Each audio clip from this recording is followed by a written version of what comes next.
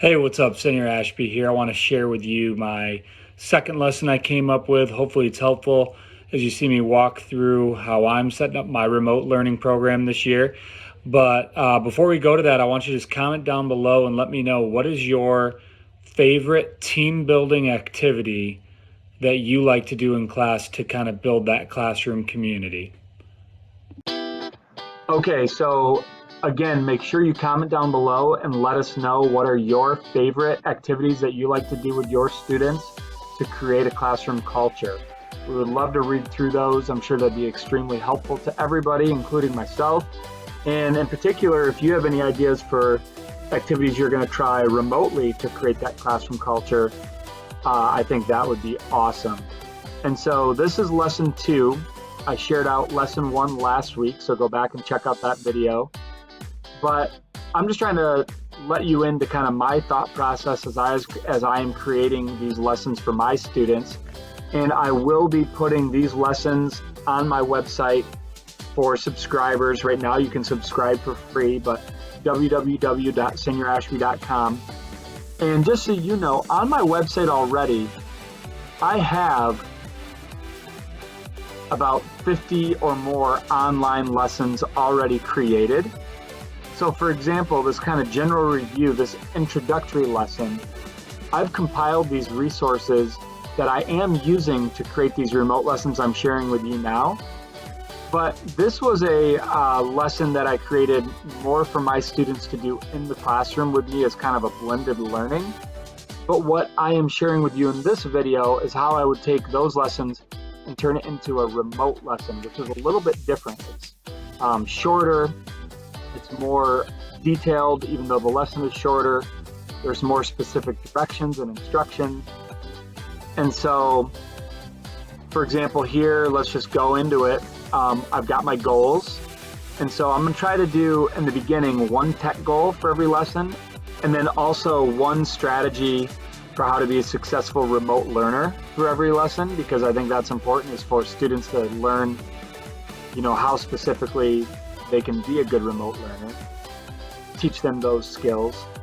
And then the other 2 parts of this lesson is continuing to practice with greetings. It also gives them an idea of what they're gonna have to do with the greetings. They're gonna have a Spanish conversation by lesson 5, and then they'll begin practicing calendar vocabulary.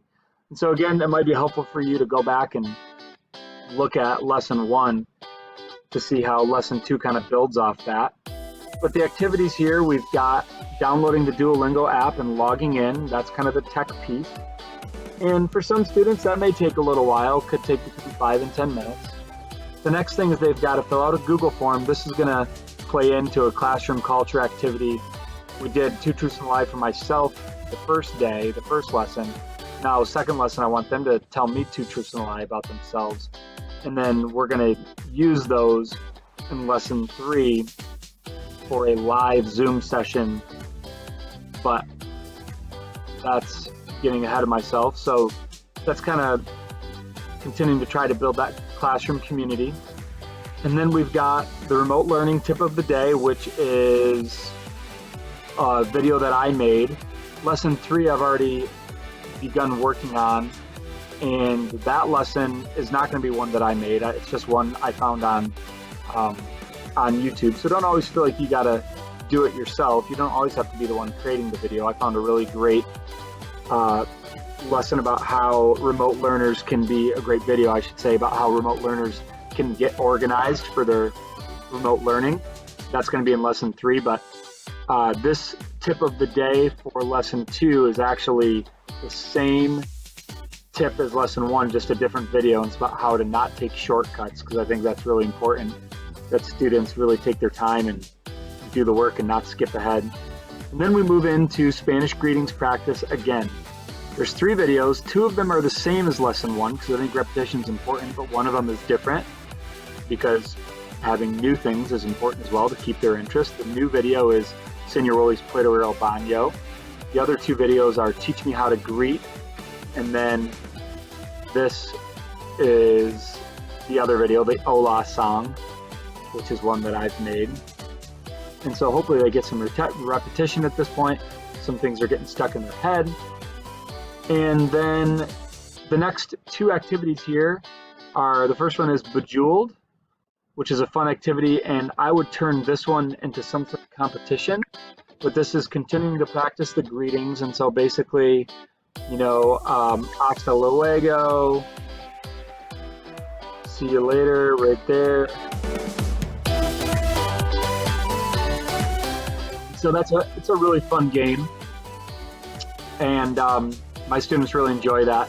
But I would turn it into a competition where they have to post their best score, and that should help motivate them. And then I have having them quiz themselves on flashcards on Quizlet. It's always important to kind of give some specific directions to the students, and maybe if you started your remote session, I know most schools kind of have time slots for each class. Maybe you start with a live Zoom session quickly and run them through the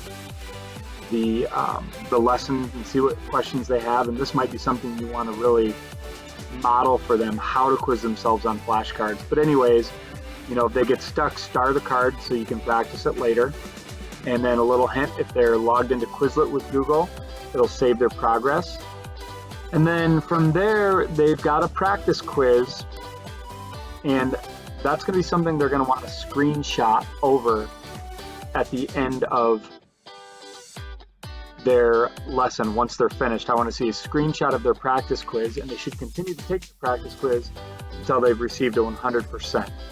And then from there, we're going to move on to, having a little computer problems there. And then from there, we would move on to calendar practice. I've got 2 videos to practice calendar, and one of them is a Basho and Friends video, a video by Basho and Friends Spanish calendar song. The other one links to one of my videos, which is the Days of the Week wrap. You can kind of see it linked there. And that is it. Now, I designed this for like a block session. So my block schedule is about 2 hours. So I'm trying to make my asynchronous, these are all the activities they would do non-live. I'm trying to make my total activities to be, around an hour that I'm planning out, maybe a little bit more, but just knowing that for some students, it's going to take them more time. And then I always like to have extension activities for students who maybe fly through this. Same extension activities and the same brain break that actually I had in lesson 1. And so you can check that out if you want to see what these are about, but that's in a different YouTube video. I believe, show those. And it's always important to have the required assignments to turn in. So for this lesson, the required assignments were the 2 truths and a lie Google quiz, Google form, the screenshot of their downloaded and logged in Duolingo app. So they want to show me a screenshot to say, yes, I actually logged into Duolingo. That was the first thing they had to do. And then a screenshot of their practice quiz. So there it is. That is my lesson 2. I also have been putting actful can-do statements at the bottom. Not that students know what that means at this point, but at some point you probably will want to spend some time showing that to them. This is where we're starting. This is where we're trying to go. But anyways, that was remote lesson 2. Please feel free to reach out with any comments or questions. I hope it was helpful.